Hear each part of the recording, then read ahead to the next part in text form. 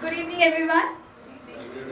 So we all have come up here for a very interesting round table which would be taking place on understanding and adopting non-linear customer intelligence to accelerate business growth. So we have our esteemed panelists with us, starting with Mr. Arun Ganapathy, CFO, House of Anita Dongre. Mr. Arun Sharma, Head Retail Operations, Spykar Lifestyles Private Limited. Mr. Jaffer Panjwani, Head Legal, Metro Brands Limited. Mr. Jayesh Patel, CFO, Global Stores. Then we have Mr. Mustafa Kanchwala, Director Operations, Being Human Clothing. Then we have Ms. Samyukta Ganesh Iyer, VP and Head Marketing, Kaya Limited. Then we have Mr. Saurabh Gupta, Director, KalkiFashion.com. So this panel would be moderated by our esteemed moderators who are here with us, who are belonging to the Vserv company. The moderator, Mr. Dippak Khurana, CEO and co-founder, Vserv. So let's have a huge round of applause. And we have another moderator today, that is Ms. Deepali, Naair, Marketing Guru, IBM. There is one interesting fun fact about her. She does podcasts with CEO. Let's have a huge round of applause for Ms. Deepali Naair. Yeah, with that, over to you, Deepak sir. Okay, you want me to start? So this is a great opportunity to participate in Deepali's podcast. Definitely. You're qualified because you're CEO. Sorry. So, okay, first of all, many thanks to everyone. So kind of you to take time out for this session. Very interestingly, I would say that, when I was hearing it, sometimes, when you hear it at the nth time, you realize the importance of the people around you. Okay, so interestingly, we have a room filled with people who represent all functions in a business, right? Marketing, operations, finance, legal, right? Okay, and an entrepreneur in the room. So I'm really hoping that this conversation becomes interesting. We'll kickstart the conversation, and as we go along, please feel free to participate. This is a joint conversation. We're all learning. We are attempting to tell you guys what we see as a trend in the ecosystem. We will talk about that trend. We'll get validation, or we'll hear perspectives from everyone on the trend. And we'll also tell you that how some of the trends which we as a company are really focusing on, and how they can possibly benefit you or anyone else in the ecosystem. Yeah. So with that, I invite Dipali. Now, Dipali has been so kind. She is someone who's had massive experience when it comes to marketing across brands, right from running marketing for Club Mahindra to her current venture at IBM, or probably Dipali when at some point of time you were also brand manager with FMCG firm. So she's donned many hats, rich experience. Dipali is someone we bumped into and we said, look, this is what we're passionately doing. And as a marketing person, she could really, actually speaking, whatever we're doing, she said that, listen, तुमको बोलना नहीं आता तुम क्या करते हो. I am better placed to tell you what you guys are doing. Okay, so I said, awesome. If you can decode us better, please help us. So Deepali is passionate about the marketing space. She's passionate about what we are doing. So she's kind enough to grace her presence and kickstart this conversation. Thank you so much. So Deepali, over to you. Thank you. I also told him this. Is this working? Yeah. Okay. I also told him this, but I'm very.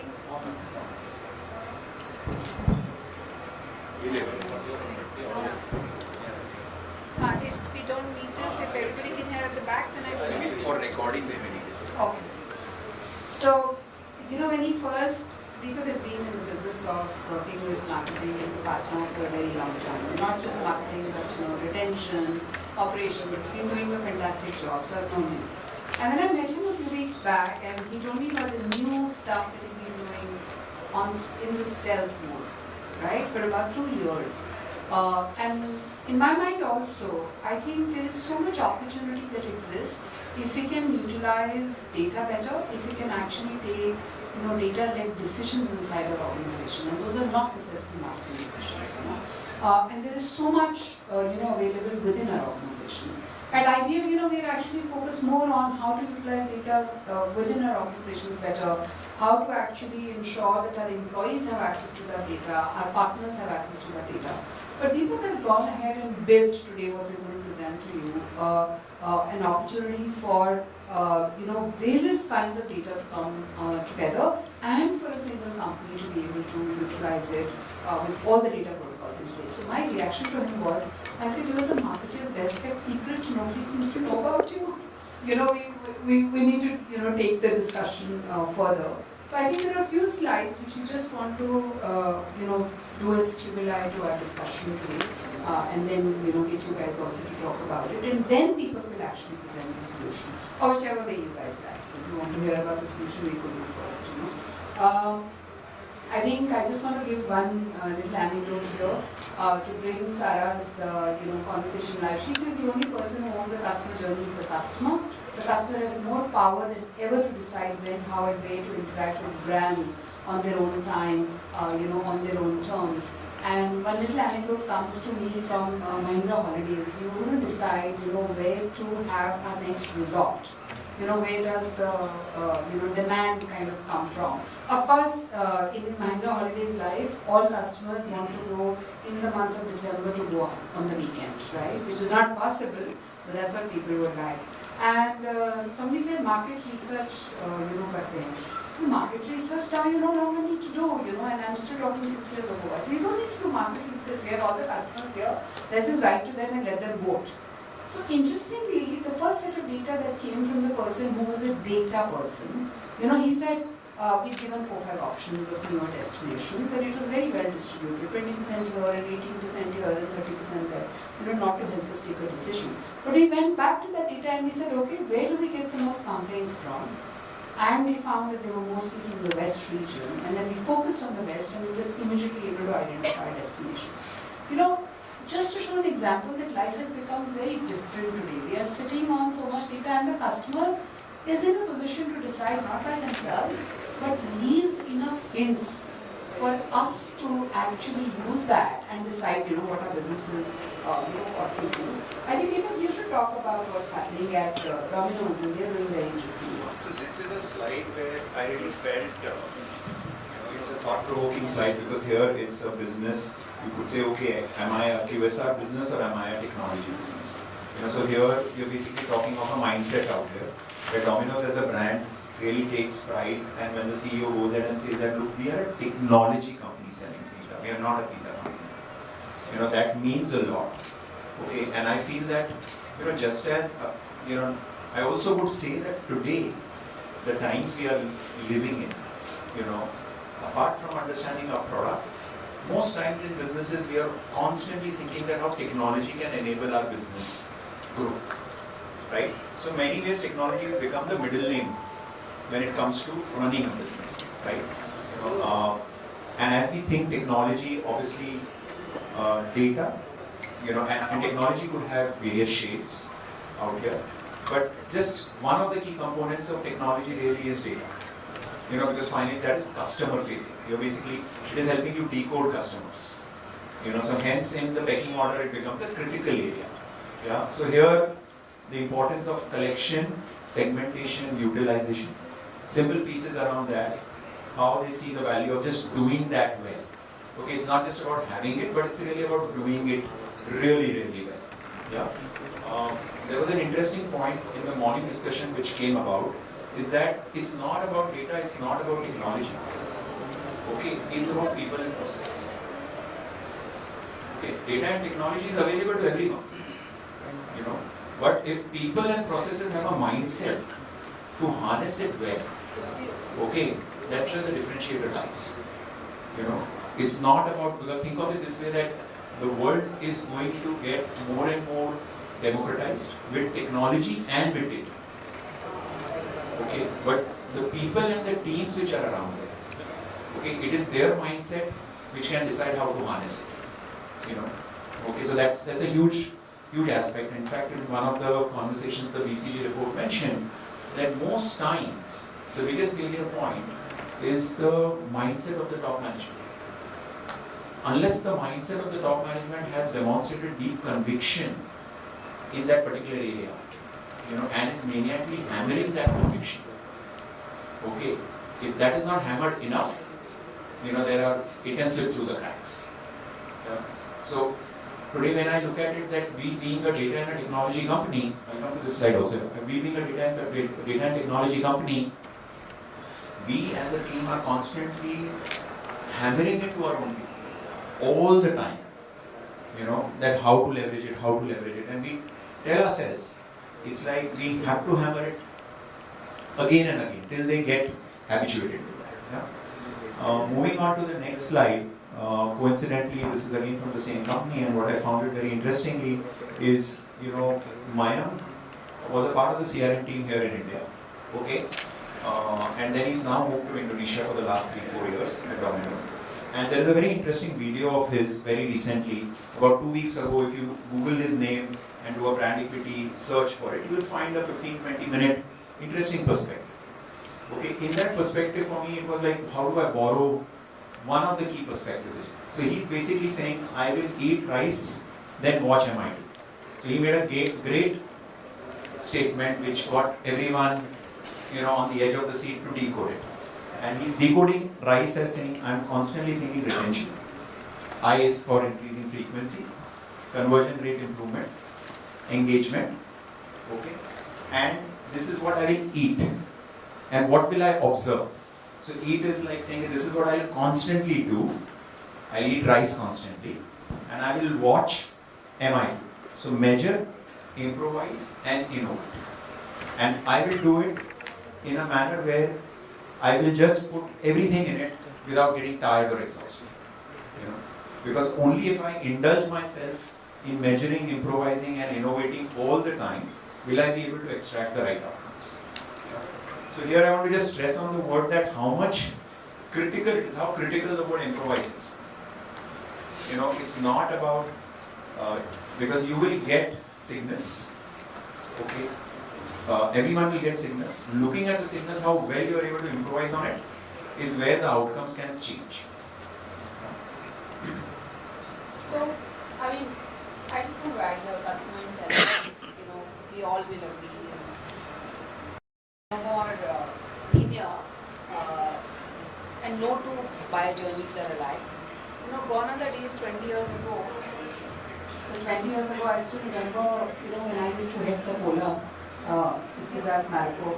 We would do 5 customer segments, we would develop insights about them, we would do this. Today when I'm doing this in a B2B space in IBM, I possibly have 25 to 30 customer journeys. And when I think about, you guys want to actually do a B2C brand, the customer journeys are, humongous. And I think somebody tried doing a chart here at Vserv. This is what they look like, And at one level, this is very, very complex, and we can all say that this is tough. And that whole idea of, customer segment, one number customer segment is true and can we do hyper-personalization is very tough. This is the traditional funnel and it looks very, very different today. But I think to my mind, there is also an opportunity here. That's what I want to talk about here, right? Which is that if the customer is leaving breadcrumbs of data everywhere in this complex journey, and none of us own this full journey. Different brands own this journey. Not one single brand owns this journey of buying. That I think is also an opportunity, and that's what I found. That Deepak's team has been doing work on and saying, okay, how do we put these breadcrumbs together in such a manner that each brand can benefit, and it has to be a win-win. If the customer doesn't win, none of us win in any case. So it's about ensuring that the customer just to wins. add on that point, just to add to Dipali's point, all of us as consumers today, what is happening?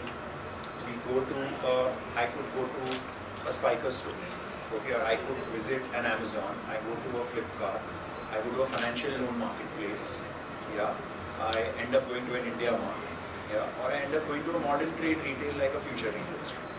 Now what is happening is that you are leaving breadcrumbs of your transaction behavior at lots of different places. So every business today is in some form or the other is capturing some form of customer intent. Okay, so imagine that is the kind of intelligence. It is no more sitting because of digitization, because of the insights which businesses have around importance of data, everyone is collecting some form of the data. And I think there may be we're all used to having a lot of online data still, where we say, okay, navigation behavior-led data, and just saw, various platforms and we use that data. But there are very few places where the offline and online actual behavior data, is being, put together. So, I feel managing complexity should not be complex. We are a very intelligent race. We were just discussing that. So we should be able to find solutions, to these and lead the way. And I think this is where I want to leave it open to all of you, which is that just a small discussion before we actually get out to the solution. So if you look at my life just now at IBM, I think last whole year we were saying, okay, we do a very good job in the top enterprises. We are a B2B business, right? So the top 500, businesses listed on the stock exchange in any country, we tend to do a good job. How do we grow them? Okay, so let's start looking at small and medium enterprises. So a lot of foray into the small and medium enterprises. Now all the pilots that we ran and experiments we ran across the world, they did well. Okay, so now the challenge this year is suddenly all of us have gotten a goal. Okay, add 100,000 new logos across the world. Okay, which people who've never done business with IBM before, new businesses.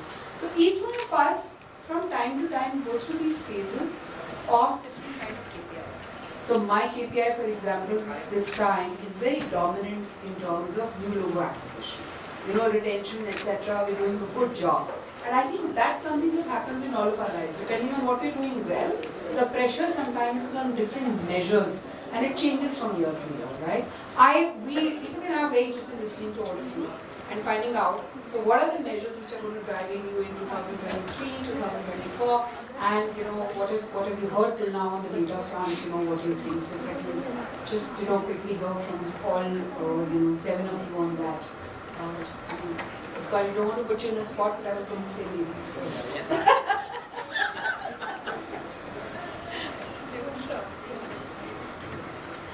So I think thanks so much. Very interesting conversation so far. I love your whole customer leads breadcrumbs, customers leaving hints. The fun is not sitting with one brand anymore, and there's just so much, that the customers kind of leaving behind. I think to answer your question, you said, what's the KPI? I think we've discussed this. Marketers' KPI no longer seems to be a marketing KPI anymore. New customer acquisition is a very huge part of every marketer's life today. I think we have 2 CFOs on the panel, and so all our CFOs are constantly asking us for नए customers नहीं आ रहे, marketing क्या कर रहे हैं? So that seems to have become the norm today.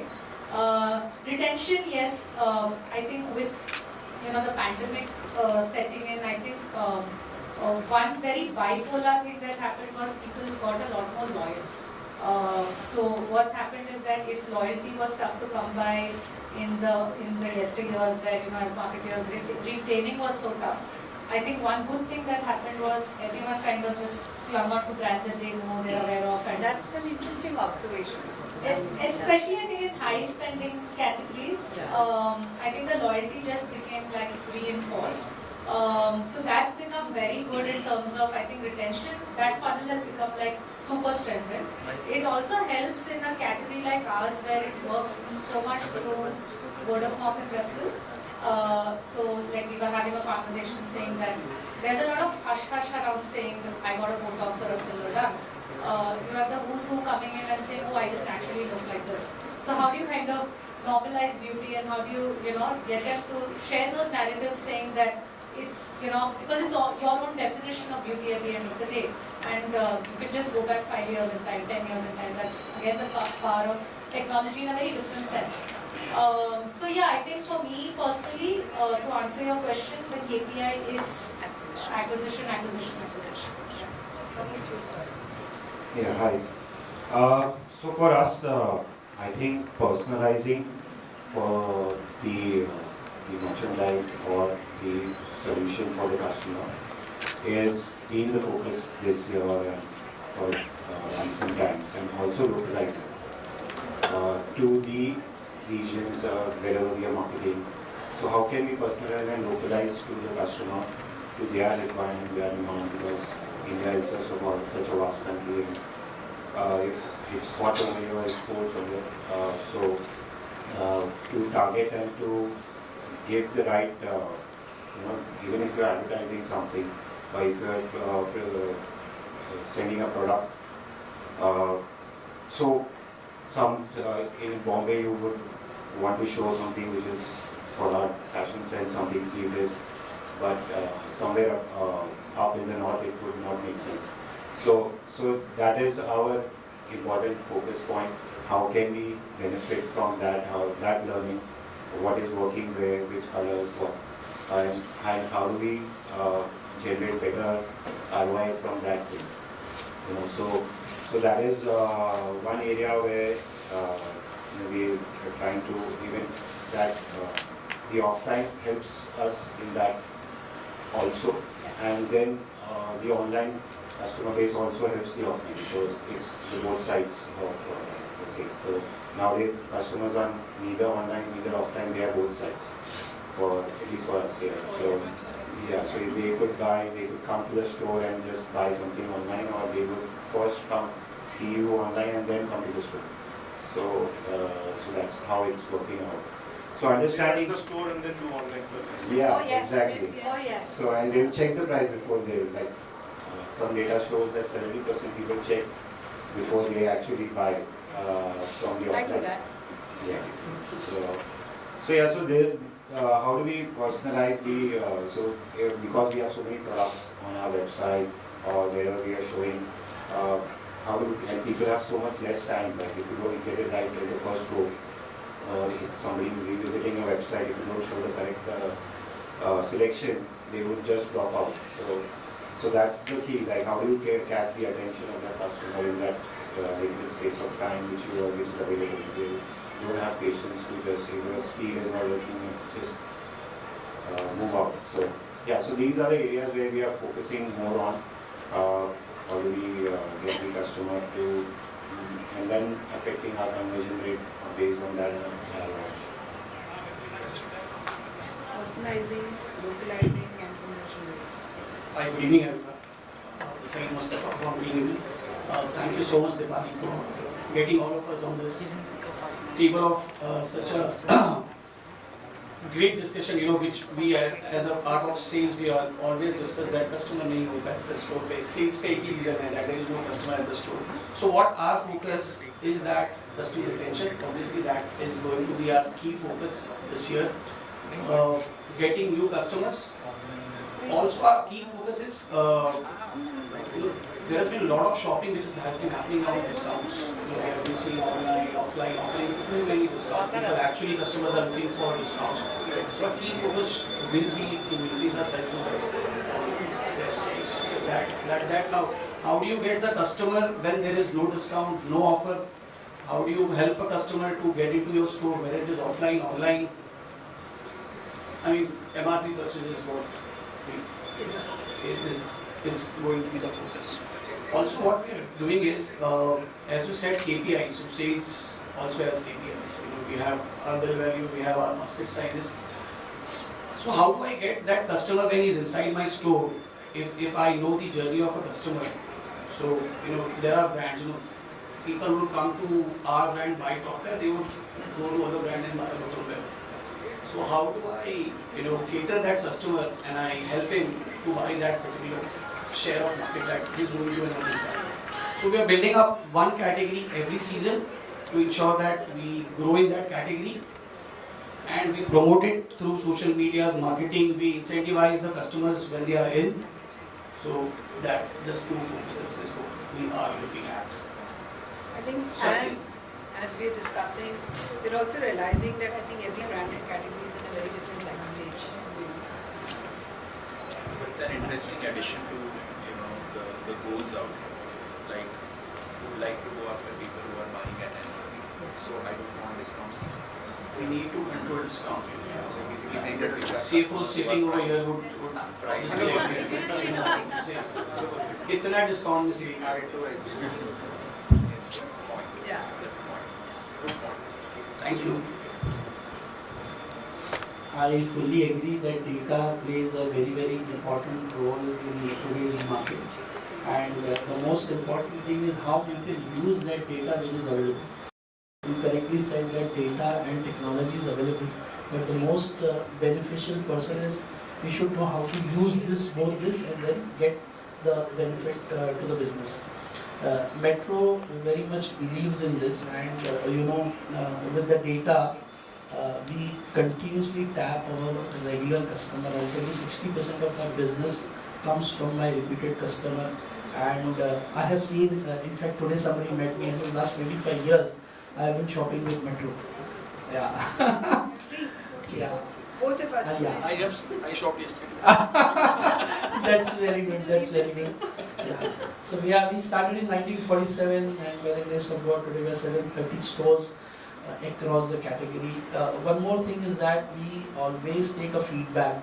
Our chairman says that we are not selling footwear, we are selling service. Okay, so if the customer is satisfied, you take a feedback. Our store managers are trained to talk and take as the statement really that when bread crumbs it leaves, while customer is shopping, he'll say something, we take feedback. And as a result of that, initially there was only Metro brand, then we came up with a Mochi brand. Right? Now the Mochi is more trending, colorful. If you go to Metro, you will find high-end, all professional, office going and all. But Mochi is actually a result of all these feedbacks what we got it from the customer, from the data what the customer has left. Another thing is that continuous feedback we keep on taking, and then as you said, MI2. Okay, I'll measure, I'll improve. So that is the strategy of a Metro. We regularly take a feedback and we regularly keep on improving on products. That is the reason we have all these loyal customers throughout our journey of 75 years in the market. And after that also we don't leave. We ask them to share their experiences. Okay, let us say, this is what you told us, this is what we did, and now how you feel. Or still you want us to improve on this. So that data helps us a lot to retain the customers, to be pioneer in the market and all. Apart from this, with this BI and everything coming in, that is also help us to improve our business. In fact, I am using BI in my legal team. Now what legal team will do with this BI? But we have 725 stores now. We have processed the data in such a way that in 3 clicks I get a summary of my entire agreement. Okay. So and it's on the server. Anybody from anywhere in the country, my regional manager, my business development team, everybody can have access to that data, so that it's not dependable. Legal chutti pe hai, I'll not get the data. So the data, and it has helped us to track renewals, to track the escalation, to track the lock-in, and at 3 clicks you get all the data. So BI report is very, very important. So data, as you all said, in terms of, apart from that, when we implemented data in our business. So initially it was very difficult, everything was manual, we don't know which store is selling what.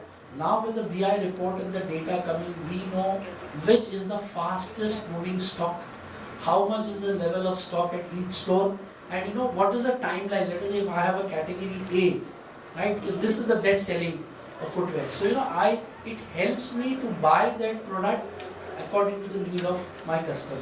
So data is fantastic, very important, and you should know how to use that data, then only you will be able to excel in your business. So Otherwise, what is the pressure point that you have this year on your sales and marketing team? What should they do for you? Open new stores, get new customers in. What are they supposed to do? Currently though we are on a full expansion mode. Right? So we recently had an IPO last December, we listed. So now we are on the expansion mode. But last quarter we opened 48 stores, and we are bringing in more brands, so that recently we acquired Fila, Vans and Proline in our kitty. We have FitFlop with us. We acquired, we got a license, exclusive license for India. So we are bringing in Crocs. So we have now 195 stores of Crocs we are operating.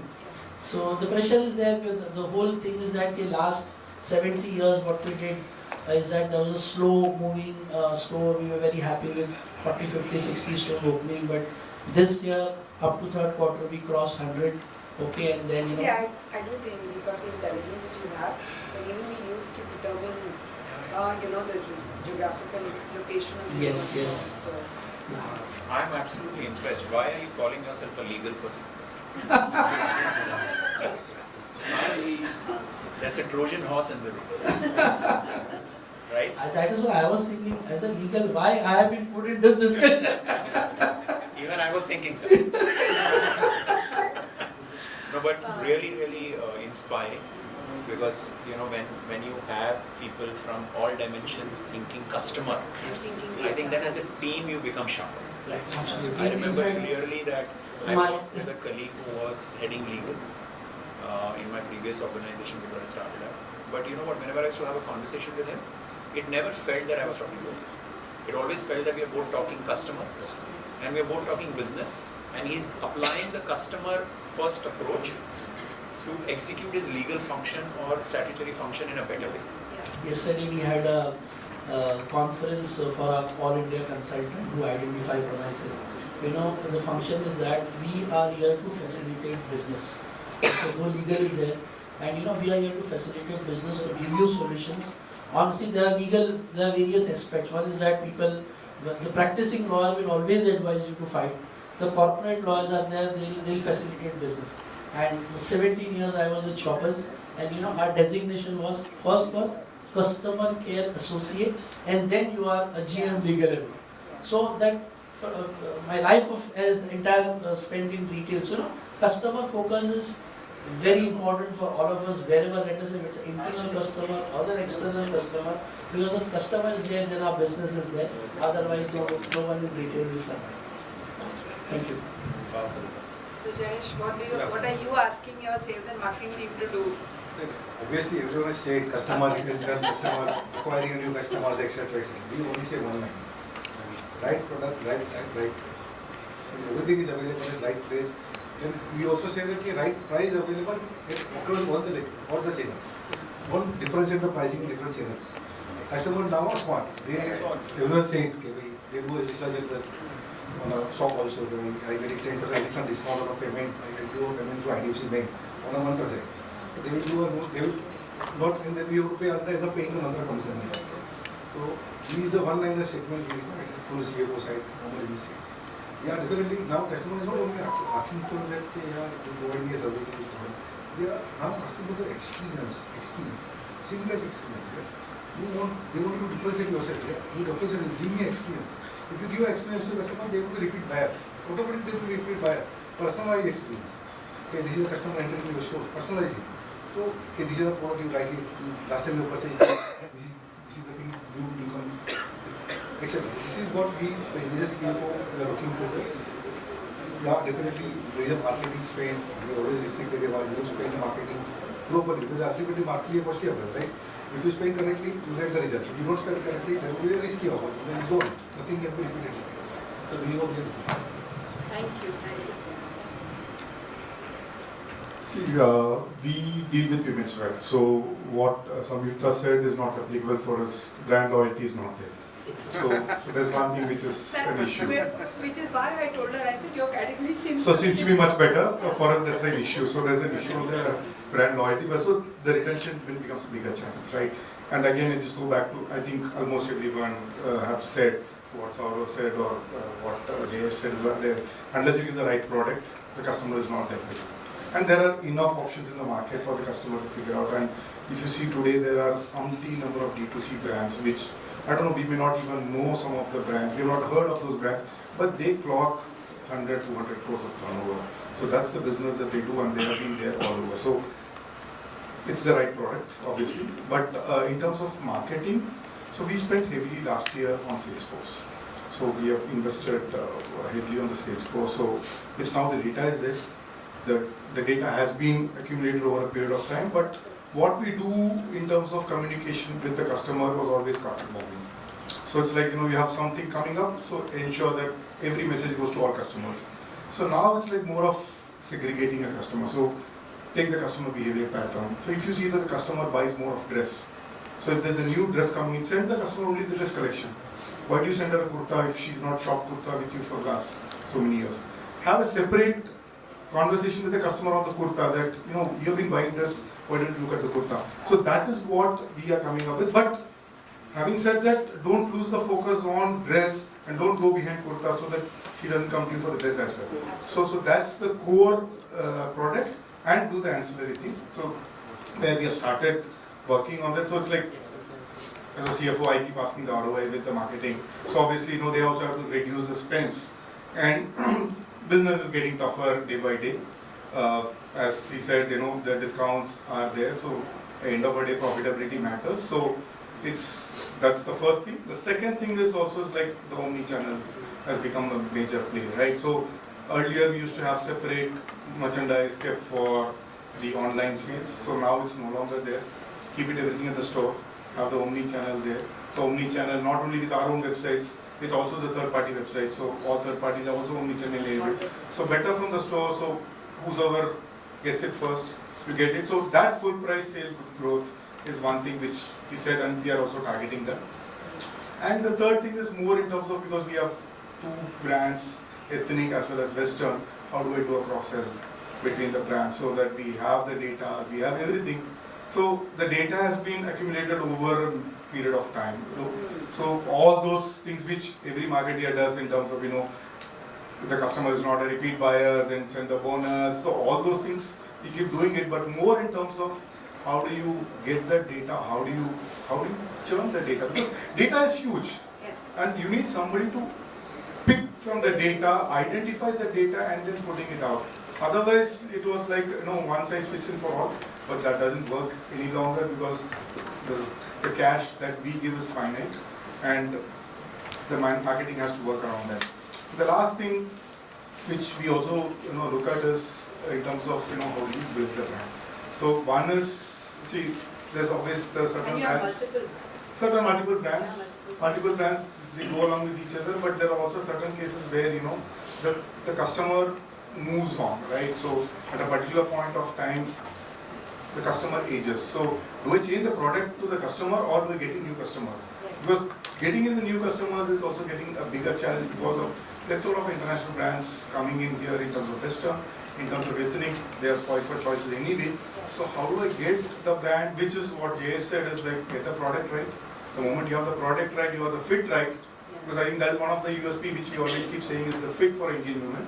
The moment you get the fit right, you get the product right, then things will fall in place. Then it's a question of how do you convert the customer, how do you, so all your rise will come in, but then the first, don't lose focus on the product, because don't take the customer for granted. She may not be there for the next season.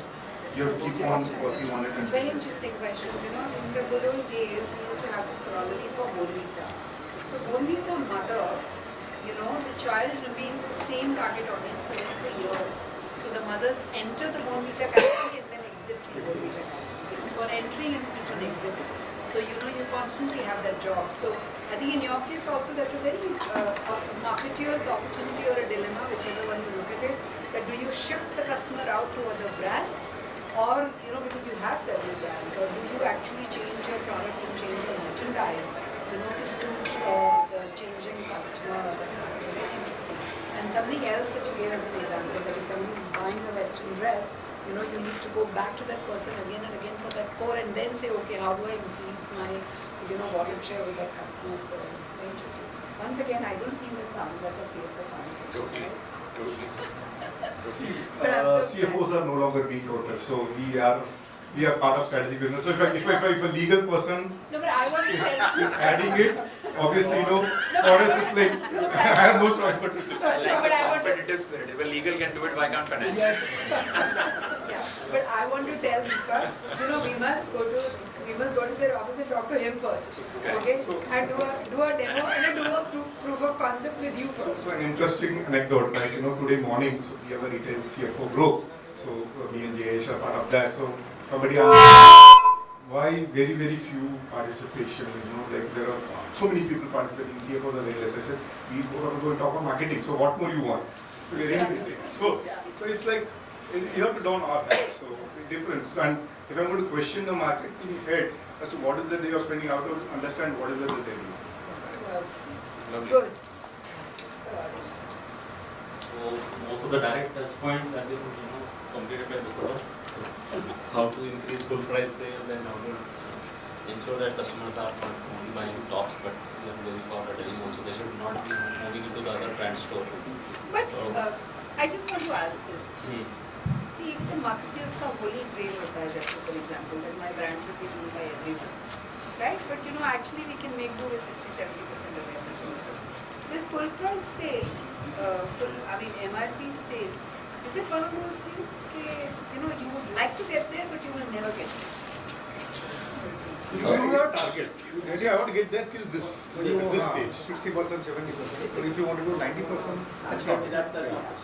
That's for the manual. That's practically not possible. That is basically that will become commodity actually. So if you are into fashion, so at Spykar we are into fashion. So I will tell you a little bit journey how denim evolved over the period of time. So denim was considered to be a workwear used by the frontline guys, farmers, people who are working in US.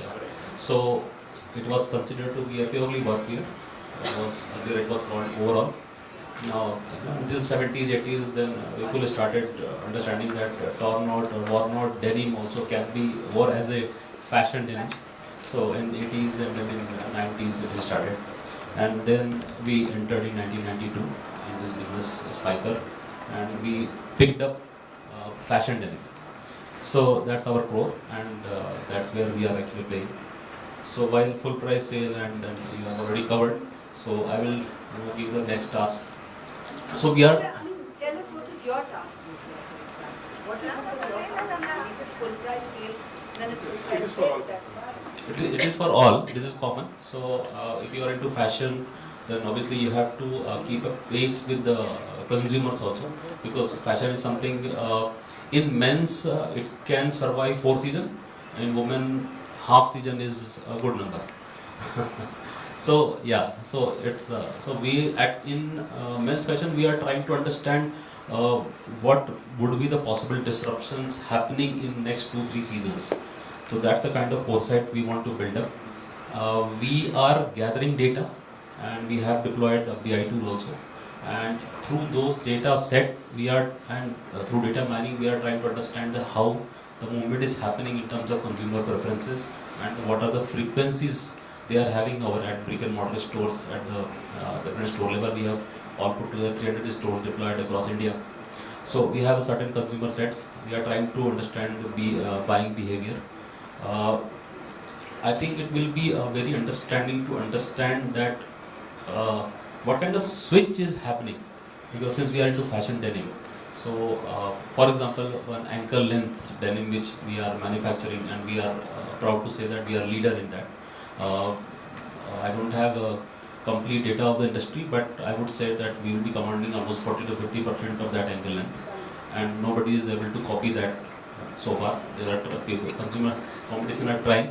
So, but we are trying to understand that how the consumers are going to change their journey in next 2 to 3 seasons, or maybe next 6 seasons. So that's what we're trying to understand. So far we have basic data available that what is the sales share and stock share which we are having. That is the linear method. 2 plus 2 is equal to 4, 2, 4, 6, 8, eventually it will be 10. But I don't think it is going to be that linear. It will be non-linear. So there are indicators, as you said, very nicely pointed out the breadcrumb concept. So consumers are leaving their mark at different platforms. We are also trying to monitor, those are softer side, not the harder side. Through data, we have numbers only, and in what quantity they are buying, what fit they are picking up, whether they are picking up fit because see, ankle length is something which is for 5.5 feet guy is full length. So denim, if you alter, it changes its structure. So for an average Indian male, 5.5 feet, those guys pick up ankle length as a full length, and they enjoy because there is no need to alteration. But there are softer side also, like they don't need to wait for the alteration. That is one thing. Plus it is fashion, and plus they see that this is something which is comfortable for them for 2-3 seasons. So we are able to capture one data set that ankle length contribution is certain percentage. Hence we are taking an informed decision about manufacturing same fit in the same ratio and going forward. So if we are trying to grow 30% plus in coming years with addition of new stores and then some like stores where we are targeting 10% growth in terms of volume. So should we be going to that level or should we be changing because consumer changes are happening? So we don't have internal data available so far. It's only external data source or some information source where we are mindful about understanding. So in all put together, adding up to Mustafa's point, full price sale, which is very important. That is the main point of every CFO. So we are also looking at having healthy ROI at the store level and the company level also. So how it is going to change, that's what something I would like to understand. I think it's wonderful, that we have such a mix of functions sitting over here and talking. Because, when I tend to think of Apro as a product, and Deepak, after this, I think you should talk about it, and we will give you new vocabulary to talk to your marketing guys, okay? So, to my mind, when he presented everything to me, I said, this is like sellotape. And all of us will have sellotape in our home, and it will be used for different purposes, depending on whether we have small kids and older kids, and what we are using it for. Right? I think that's what the Apro product is. Every function will use it differently. And that was the challenge. When I was discussing with him, when I know he joked and he said, I said, listen, tum kaise present karoge? But that is the challenge. That is such a wonderful thing that a marketer, a brand marketer, a retention head, a CRM head, will all find different uses. Some will use it only as an intelligence tool. Some will use it as a campaign tool. Somebody can use it to look at, how new stores and can we actually try and identify geographical locations for that, or, maybe look at partnerships, look at how to do your discounting strategy. And you will see, there are case studies, and of course, you guys can, you should invite Deepak into your offices and get your teams to listen to him, because he's got several wonderful case studies of other brands that, we can perhaps look at. So Deepak, over to you. I think let's just, quickly get through some of the stuff that we have on Apro today. Sure. So, thanks everyone, and, largely whatever goals we called out so far, and the panel members out here spoke about different goals or different tasks out here, right? So largely to achieve those goals, those tasks, if I have to say, what you're constantly doing, you're already doing some of this. You're basically leveraging the power of data. You're figuring out probabilistic data and seeing how some of the business goals are being achieved today. You're looking at insights, you're looking at some form of personalization already today. And all of this has been at play for the last 5-10 years. Okay. You're looking at channel optimization. When I say channel optimization, should I get this customer to come to my offline store? Should I get this customer to my online store? Okay, that's one puzzle which you're constantly looking to decode. Yeah. You're working on innovation, you're working on something which we call as a term interest behavior segmentation. Because largely the concept of, in the marketing world, if someone said, listen, for how long I have been using interest-based segmentation, that's come into our life as we start using platforms like Facebook, we got introduced to interest-based behavior. As we started looking at Google, we got introduced to intent-based behavior, right? So by and large, all of this is expanding. It's not limiting. There is no limiting belief out here. We basically think segmentation was happening in 2000 in some form. It got pushed further to intent-driven. It got further pushed to interest-driven. And look, there is more coming our way. Yeah. And you're using X, Y, Z tools in your systems. So you're already doing that. Yeah. So now, what are we really seeking? We are seeking more of what we can do. We want to push boundaries across some of these areas, right? So what could be at play? Like when we say, what could I utilize today, to achieve my goals? Can I add up deterministic data? Okay, so from probabilistic data, can I also leverage deterministic data? And we'll talk about that how, but can deterministic data give me more compelling signals? Which is the whole breadcrumbs. So that's where we talk about saying that what is deterministic data, because customers are going to a lot of other platforms. Say I go to a modern retail, I leave deterministic data in their CRM system. When I go to a financial loan marketplace, the financial loan marketplace has an understanding that this is my credit score. if I've taken a home loan, what is the aging of the loan? If I've taken a car loan, what is the aging of the loan? What is the amount which I'm paying as an EMI? So profiling is happening. Okay. As a marketer, I have faced this challenge for the last 10 years and I consider myself to be a very good data-led marketer, okay? Which is that I have gotten used to what was available to me in my ecosystem, which was interest categories that people have ticked in Facebook, or interest categories that I've been watching, or that on Google basically I'm searching. I may be searching for somebody else, or I may be searching, my purchase may be later.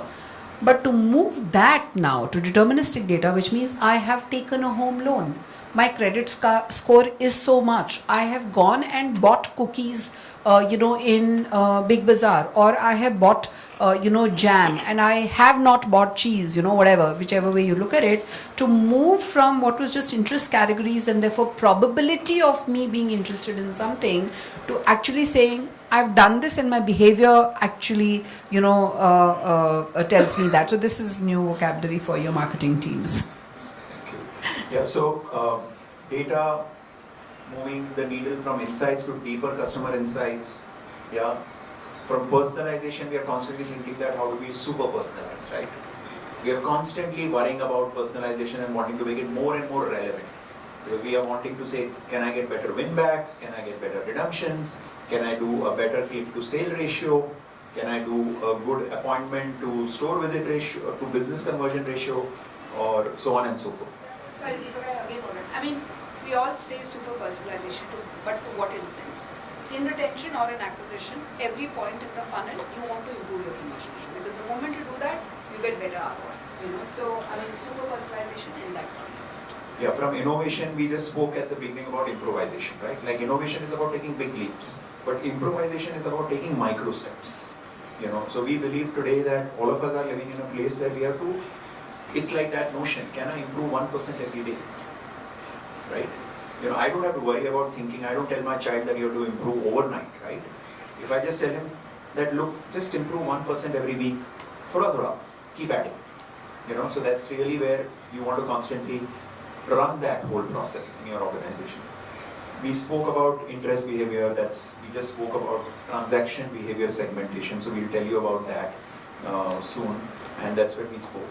Now, at Vserv, we have this platform Audience Pro. So what kind of problems we've been solving?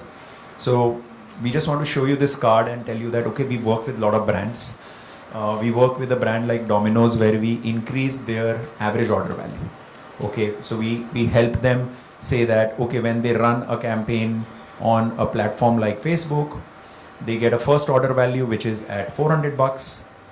Leveraging Apro as a platform, we are able to generate an order value of $680.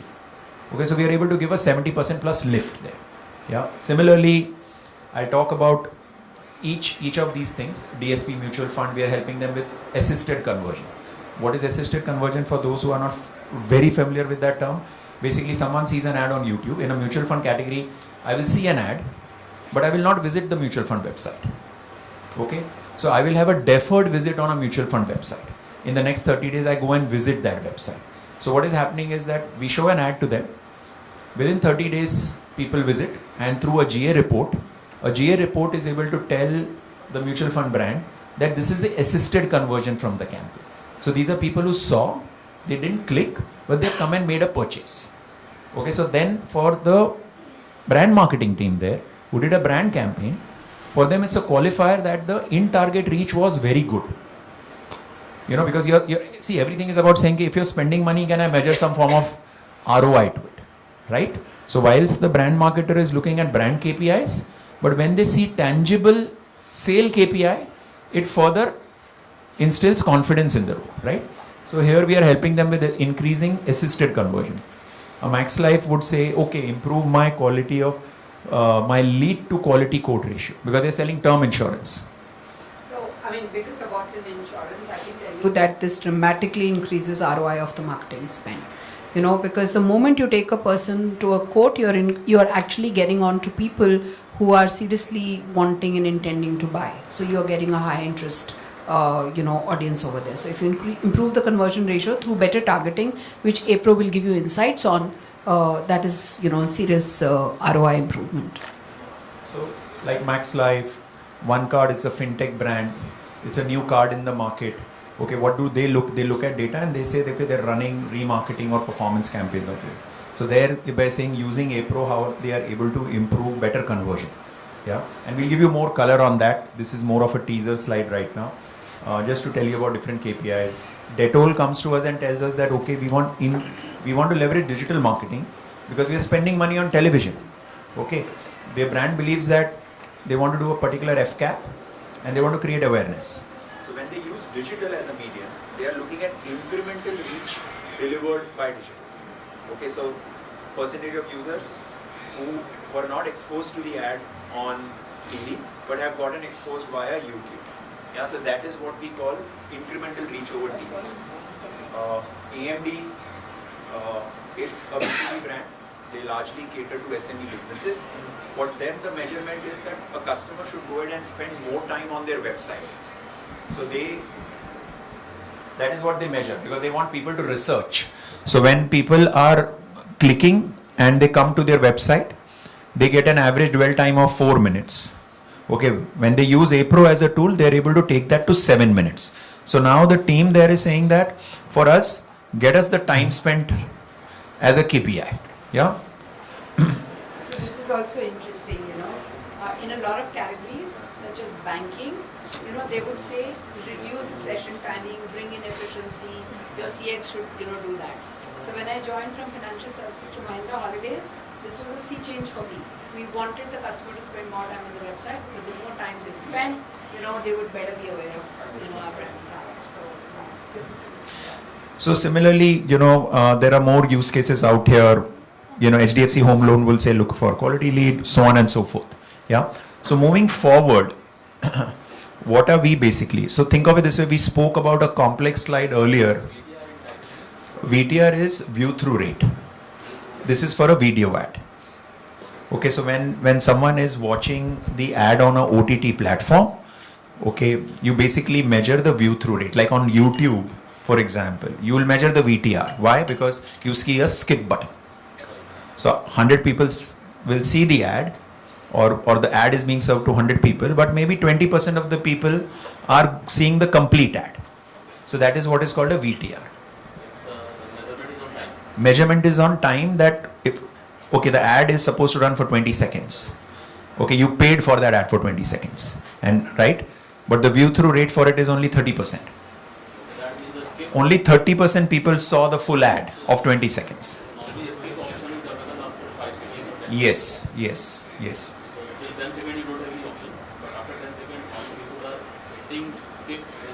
so if they skip, that means they've not seen your full ad. So which is what the marketer will measure the VTR rate. Yeah. So this slide is just telling you about on the APRO platform. I want to just show this data point out here. What we've done is, you saw that first slide where we said people are leaving breadcrumbs of their digital behavior. So what have we done on APRO? On APRO we have, as Dipali was mentioning, alternate taxonomy or a new vocabulary. So what we've done is, the APRO platform is plugged into multiple enterprises, okay, and we pull in data signals from them about customers. So we have an API which goes into a financial loan marketplace. Through that we get like 50 filters. We come to know profiles of people with a credit score. We come to know their home ownership, car ownership. Okay, we have a partnership, say, with a future retail. So last 6 years of CRM data which is in their system. Okay, so we come to know that, okay, fine, this guy has bought jeans or not, to be specific. Okay, this guy in the food category, what have they bought? If he's bought ethnic wear, western wear, that deterministic behavior is there. Right? So we are able to borrow that insight and say this customer transacted in this specific category. On another use case, we have a partnership, say, with a platform like IndiaMart. What is IndiaMart? There are business owners there who are running, who go ahead either on the sell side or on the buy side. And they're across some 58 categories. So you're able to then say, oh, you know what? These are retailers. These are pharmacy shop owners. These are people who run a business in the furniture category, so on and so forth. Okay, so a bank would come to us and tell us that they want business owners. Why? Because they want to open current accounts. Okay, so we are crowd, think of it this way, that APRO as a tool is plugged into such multiple data lakes which has the customer intelligence. Okay, so we are plugged into a telecom operator. Through that we get XYZ signals. We are plugged in with an online payment gateway. What does the online payment gateway do? Online payment gateway is plugged into 300,000 merchants. Okay, so their users are getting classified basis this customer is shopping online in the fashion category, in the food category, okay, or in the mutual fund category, or in the travel category, all kind of online transaction categories. So I may be going ahead and saying this, but for example, you could technically look at your own database, put it in the tool, see where you're getting the most correlation with.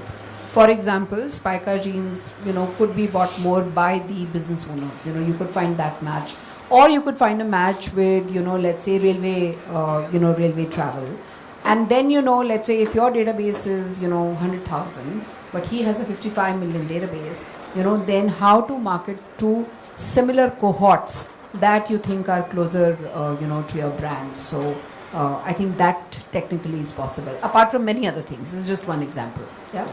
So largely what we are trying to do here is we are democratizing customer intelligence. Audience Pro is called a customer intelligence and marketing activation platform. Largely we build an ecosystem where there are, on the demand side for us, there are, say assume everyone in the room sitting out here is on the demand side. What do they need as a demand? They need customer intelligence. Then what we do is they come on our tool, they get X amount of filters, they get a profiles of 500 million plus customers, 700 plus signals, which come from which sources? On the supply side, we have enterprises who have their first party data. Okay, so they, in real time, what we do is, we fetch the signals from the supply partners. We tell you these are the 16, 20 partners with us. And these are the signals which we get from each one of them. Then we are able to, on the tool, do a cross tab, a richer profile. Okay, so we borrow the intelligence. I'm going to use an analogy out here and try to connect with it better. We are an Airbnb of customer intelligence APRO. Now imagine that you as a customer went to Airbnb and you chose a place to stay. Airbnb does not own that place. It's from a person who lists there, right? In the same manner, Audience Pro as a platform, okay, does not store any intelligence. In real time, it fetches intelligence from people. Okay, it then gets plugged into a marketing activation channel, whether it is your SMS, your WhatsApp, your Facebook, anything, or your personalization piece. And it uses the intelligence. So you borrow the intelligence, this person is lending the intelligence, and after the use case has been executed, whole pipe gets purged, the intelligence is deleted. So there is no storage, okay, of intelligence. One question here, Deepak. There's a talk of GDPR, getting into... I will come to that. Yes. So we'll talk about privacy, we'll talk about that. Okay, and I'll explain you how this happens. Okay, from a technical perspective, let me tell you the benefits of this, then I'll come to that. Yeah. In all conversations, that conversation comes, there. So fundamentally, what we are doing is that all these enterprises who are lending, okay, maybe let me address this part itself. And India Mart, you go and read the privacy policy of India Mart, okay. You go and read the privacy policy of the financial loan marketplace. You go and read the privacy policy of Amazon, or you go and read the privacy policy of Flipkart. Across these platforms, what they do is they clearly define in their terms of service that anonymized intelligence, no PII data, no personally identifiable information will be given out. The numbers there in their systems are encrypted and hashed. Okay, and they will work with marketing technology companies, okay, and offer that intelligence to other brands. Fair enough? So in their privacy policy and in their terms of service, this is clearly defined as a use case. And the promise is given to the customer that no PII data, no user identified data is leaving the premise. Clear? So if you go to the privacy policy of Vodafone Idea, India Mart, all these people which I named out here, you read their privacy policy. Why are they doing it? Now the next question could be that what is their benefit out? I just want to add that. So there are a few things that you can't do. You cannot augment your CRM data with all these things. Yes. You cannot. You cannot. Because that is PII, right?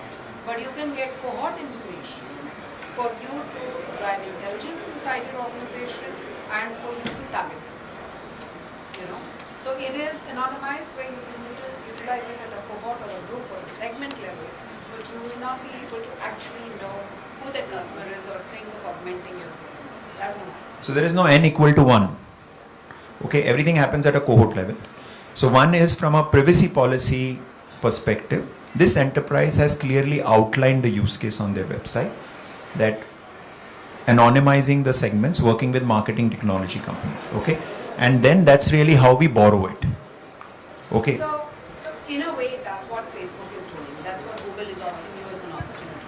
They're also anonymizing the data and offering it to you at a cohort level. They are not allowing you to target this particular person. They have the data. They know exactly what Deepali does on Facebook, right? But they will not allow a brand to target Deepali, but they will allow you to target people like Deepali in your group. So that's exactly what is being done. Okay, so, and these organizations, you would say, okay, why are they? Another big part of the question is, okay, there are the benefits of this, and there what are the commercial reasons for them? What are the insight for them? Okay, all these businesses whom we work with, and these are all very evolved businesses, where data security, compliance, and their whole thinking, all these businesses tell themselves that, okay, we are not just a telecom operator, or we are not just a payment gateway, or we are not just a retail organization. Okay, using this intelligence, okay, we are also a company which is a data company. We want to build intelligence as a service. Okay, so they are building revenue streams from the digital advertising, the retention marketing space. Fair enough? So when that intelligence is used by the brand, okay, they get a share of that. Obviously there is a commercial value out here. There's a value exchange that if you borrow, you have to pay that value. So they earn from us when they lease that intelligence. Fair? Yeah.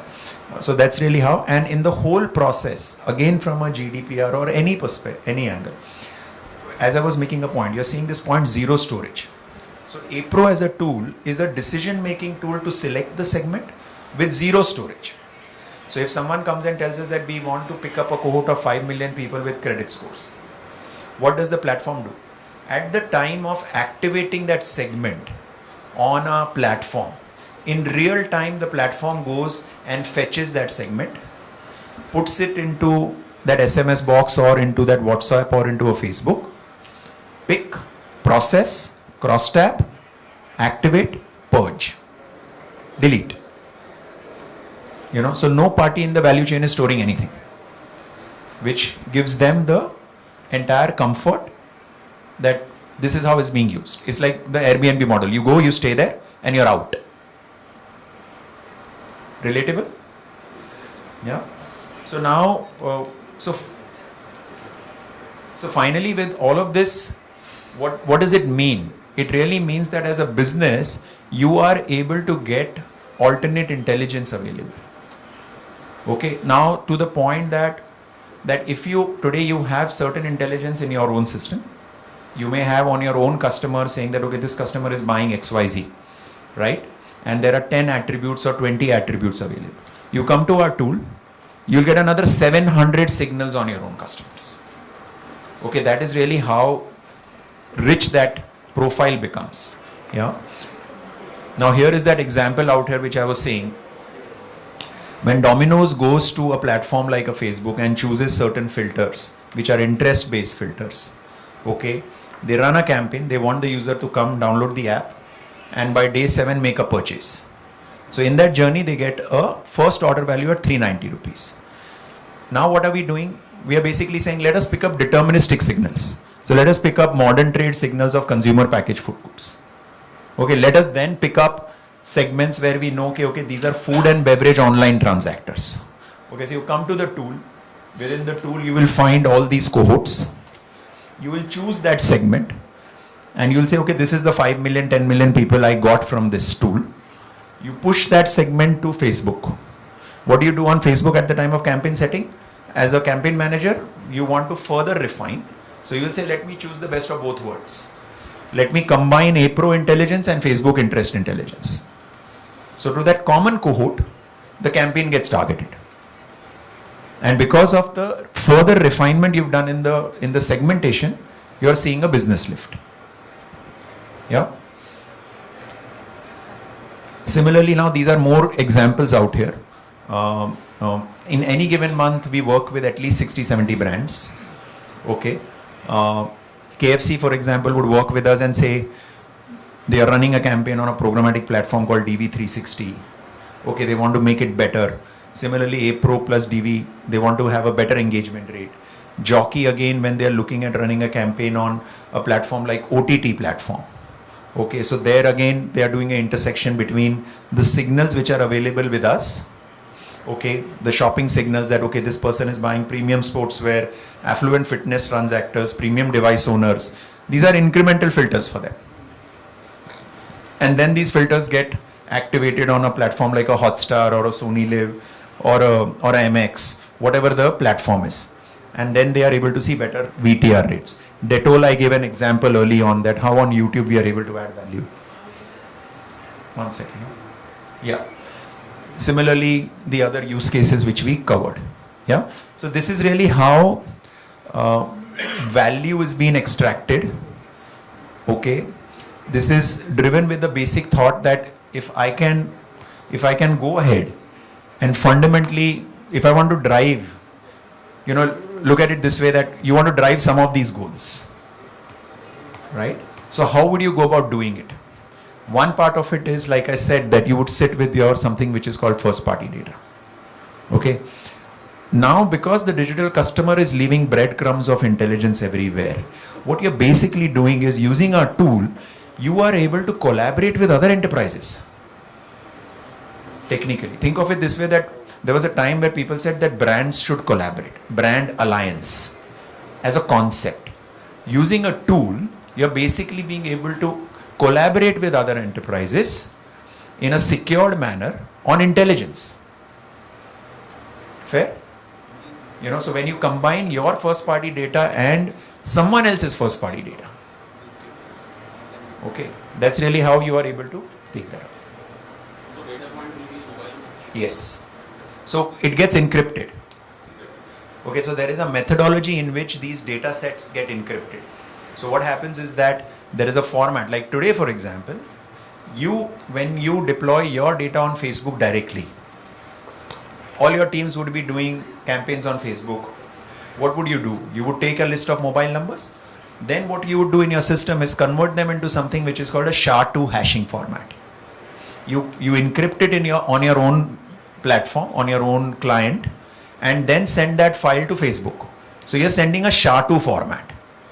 Correct? And basis the SHA-2, that user is targeted by Facebook. We are using the same methodology on APRO, where you're thinking, where what we've done is your SHA-2 format along with 50 SHA-2 formats of enterprises. Correct? So that's how the intersections are at play. So from your vision perspective, you would say that what does this tool do in my system? In your marketing stack, you're basically saying I have my CDP, my CRM system, which is my first party data. Next to it, now we have our customer intelligence platform, Audience Pro, which is further plugged in with n number of partners. It has already large number of partners. You can even onboard your bespoke partners onto the tool. Expand that, and then you have a single place for insights and segmentation. Yeah. So what is the new method with this? From a activation perspective and a leverage perspective for a marketing team or for any team, you're basically saying that here is the tool. I have two objectives, new user or retention.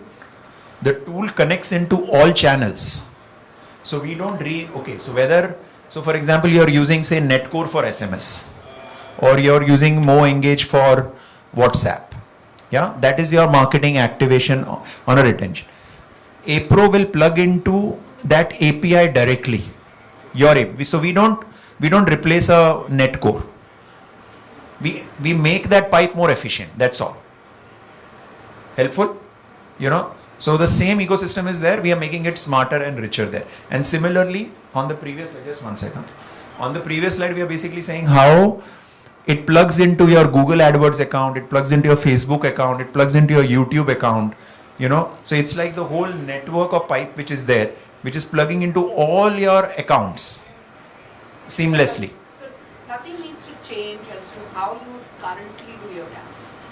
Whether you do them in-house, whether an agency does it. Nothing changes. Nothing changes. Okay, it just becomes more intelligent.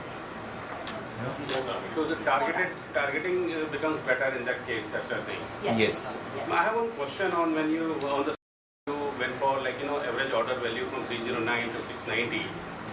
Okay, so in that case, what is happening? So because you have made a more targeted approach, so people who are making a low order value that got reduced, and because of that, average order value has increased, isn't it?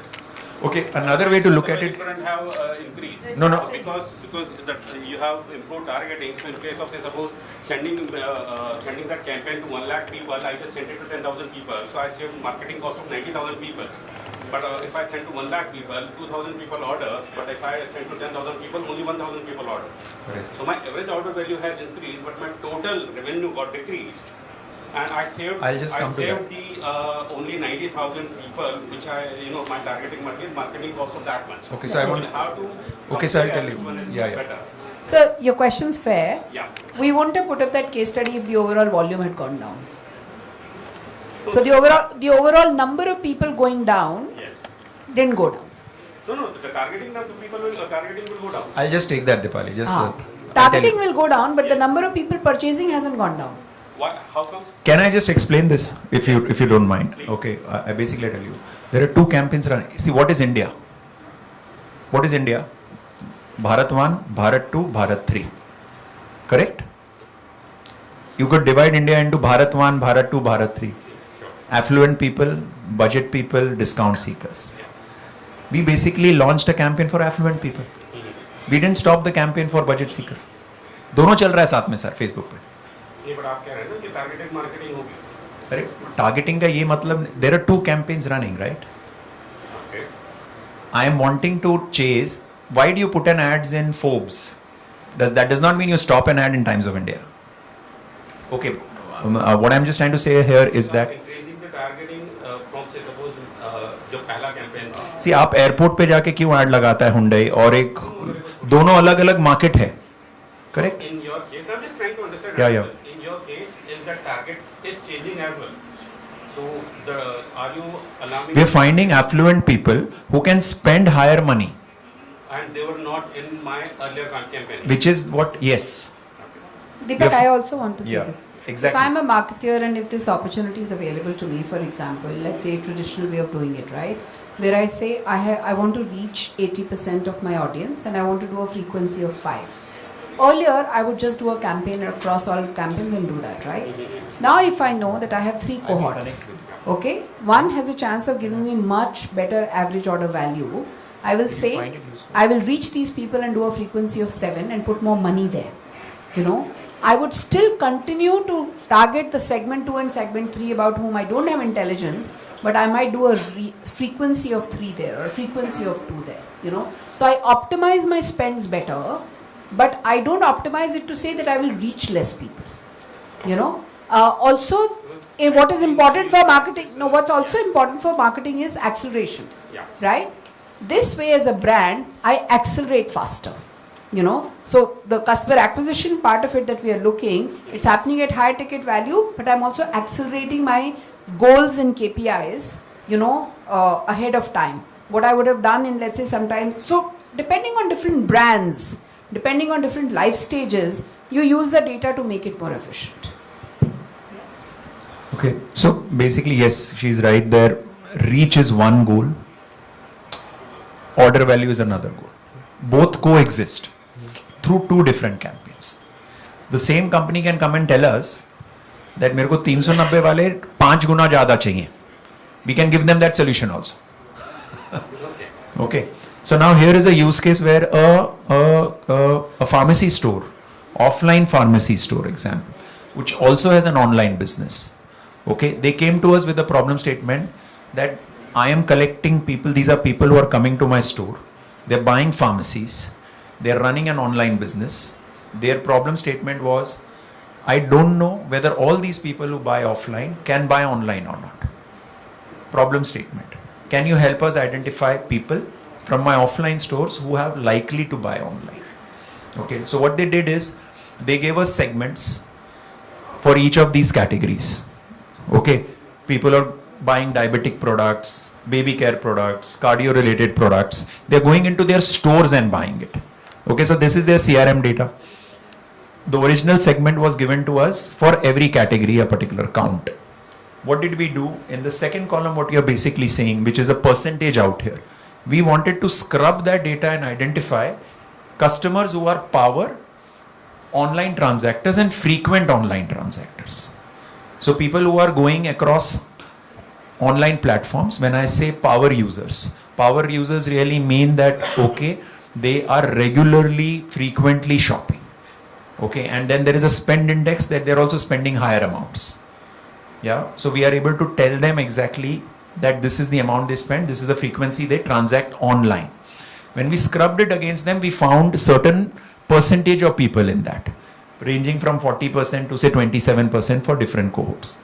Then what we did was, I'll come to this part later, we used these segments and we said, okay, let us run a campaign on display for them, digitally. So the click-through rates which we got were 28% higher. So now, instead of running the ad for all these users, this 29 lakh people, the campaign first of all was run only for this segment, 1 million people. So you didn't waste money on 29 lakh people. You invested money behind only 1 million people. Fair? So otherwise you would have gone and spent money on 3 million people. Absolutely. Okay. I mean, there are various uses that brands will decide how you want to use it, and which is where this tool is available to you. For example, technically in the grocery space, you have the basket concept. First week of the month, you fill the basket and a new brand cannot enter. So it's important to be present there 6-7 days, right? This is more relevant for salaried professionals. Now, if you were able to actually prioritize and say, week 1, I want to optimize my campaign for salaried professionals. I'm not reducing my spends. I'm not saying that, listen, I'm not going to go to the others. All I'm saying is the same 100 customers that I was reaching in all 4 weeks, out of them, I will get the salaried professionals in the first week, and I will spend the same amount of money and reach the others in the rest of the 3 weeks. I'm optimizing my spends there. Yeah. Similarly, the next thing I would like to highlight here is, I'll come to this part later. We also targeted the same customers basis this on Facebook. So the brand was already seeing that when they were targeting customers, there is a particular app installed to purchase ratio rate. Okay, so now we were able to give a 30% lift to that. The third KPI here was that the very interesting part is they had hashed mobile numbers. Okay, but to target people on a Hotstar or a Sony Live, it had to be converted to GIDs. It's a term, it's called device IDs because you want to target app customers there. So we mapped their GIDs. So the brand got an opportunity to reach their customers even on OTT channels like Hotstar and Sony. So that's really how APRO helped them. One part is about saying improve click-through rate. In the second area, they wanted reach on that platform. And in the third area, they wanted to improve the sale ratio. Yeah. This is a dashboard where the same data you're seeing here, the customer segment, offline buyers, attributes power, attributes frequent. So when they deployed that on our tool, this is the insight they got. Okay, this bar shows all the online transacting categories. So for a particular segment, if they are buying online into certain categories, so what percentage of their people are into finance and insurance, what percentage are buying travel and tourism services online, what percentage are into health and medical. Okay, so they were getting rich insights of their own customer segment. Deepak, I just want to add, this is not a live tool, you all can actually look at the live tool, but this is how you will get the data. Yeah. Where you'll be able to play around with the data a whole lot considerably and do deep dives. So you get things like the spend index, the bureau scores Of your guys. of your users Yeah. at an aggregate level, which Dipali was saying earlier. Yeah? And then you're able to take an action on that segment. This is further segments, whether it is gender and so on and so forth. This slide was really just to tell you all, the tool is also a convenient way. You've got the insights, you've got the segmentation, and how do you do easy, convenient activation? Right from SMS, WhatsApp to your business manager accounts or to your OTT platforms. Of course. The awards of data-led marketing campaigns is great. So Yeah. I know we had a lot of questions, but Correct. and I did hurry you up, Deepak, towards the end. Sorry No, about I- that. But I hope you all fundamentally got the narrative that you're basically saying that if I can grow intelligence and can I borrow intelligence smartly? I don't need to go with probabilistic data. Can I borrow someone else's deterministic data and make my marketing more efficient? Sorry. I think there will be certain percentage of customers where you will lose customers, so you need to add new customers also. You need to let it go. You will try for once, twice, and then maybe ideally you said you'll have to focus on your 15%, 20%, 25% to make sure that you retain them. No, you can have a goal of increasing your footprint also. That depends on how you want to use the data. Yeah, if for example, if she said acquisition is my goal this year, then in her case, you would exactly do that. What is the percentage? What is the average percentage? I mean, customer use brand is using. I'm just asking. Sorry? We have never done this study. What is the average? Losing customers. Using customers. Maybe I can tell you, it's different for different customer segments and industries and brands. But it's a good idea to match it to your industry. But for example, financial services is very different from fashion versus, let's say, beauty clinics. It will be very different. Yeah. So I wanted to ask you, when you put your data set into the system and it gives you a person classified, you get back that also in the encrypted form, or you actually can get that in your actual customer database? No, you can't get you're not using this to enrich your database.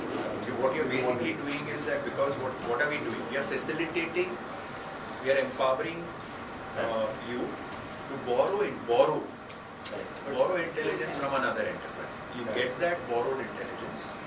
The insight module is completely free for our partners. You borrow the intelligence, so you get to see so much intelligence free. Then out of that, you're taking a decision that for which segment I should act. No, even your own data, you won't be able to. No, you won't be able to talk because that is violation of PNI. Yeah, because your data, but someone else is giving you the intelligence. Why am I asking? Because then we can't personalize that set. So we can't make calls, for example. No, you can't make cannot. calls. No, you cannot. So you can only do target marketing. You can basically create a group. So tomorrow you may say that I want to, like this I want to do fintech remarketing brand. better.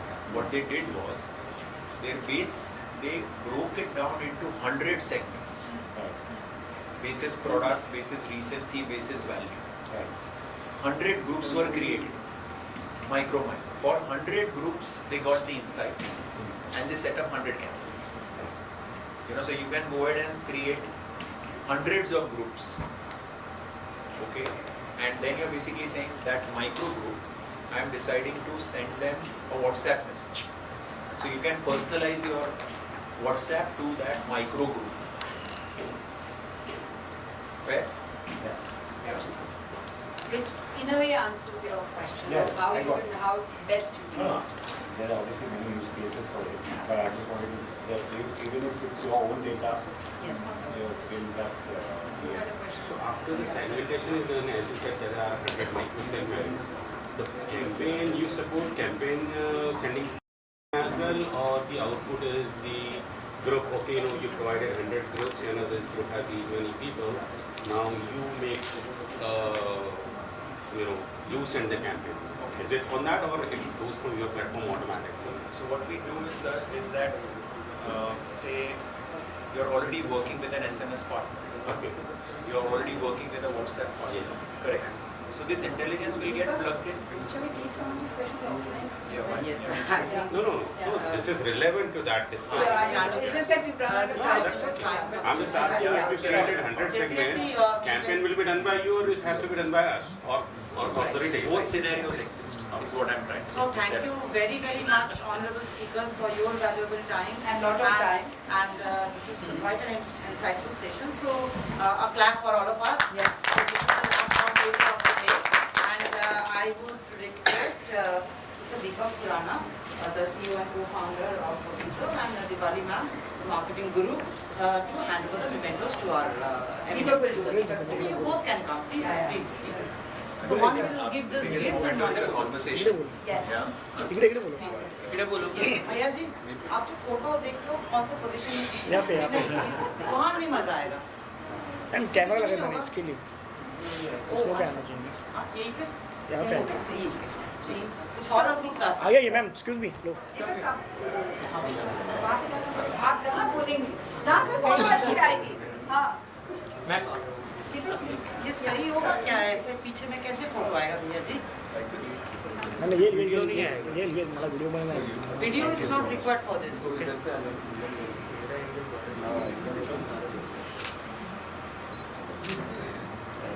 Thank you, sir. Really wonderful, actually, listening to you. Mustafa Kanchwala sir, I'd like to give him the book as well. Let's have a little. Of course, please. I read one page out of that.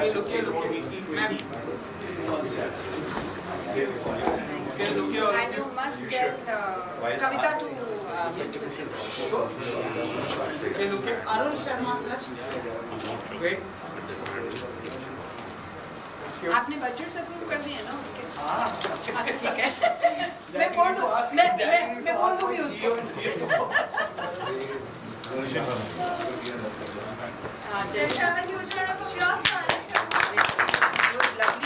I know this conversation towards the end got rushed up, Arun Ganapathy sir. But Arun, I think but we'll definitely continue the chat. Okay, look here. my personal thing is that this is Okay. Sorry. Wait.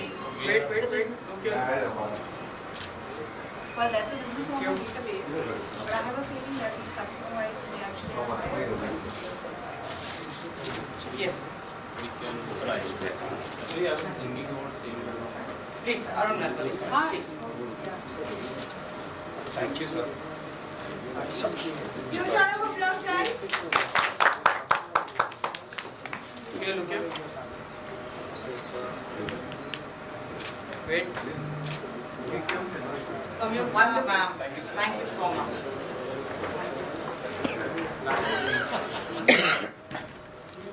Thank you so much.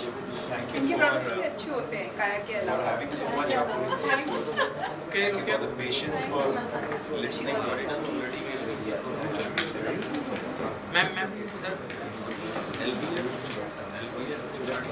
Happy? Apart from yours, I won't keep much. Finishes the book of the chapter. And lastly, guys, for the two wonderful moderators we had, let's have a huge round of applause. One more. Yeah, we have.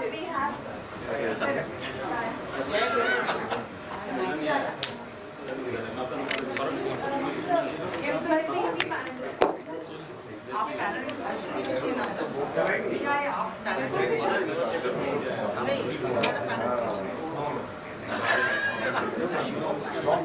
It's okay. Yeah, no people. Thanks. So we are actually We have falling their head.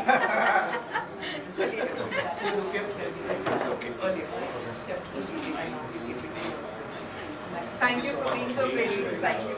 Thank you. That's really big gift. Yeah. Wait.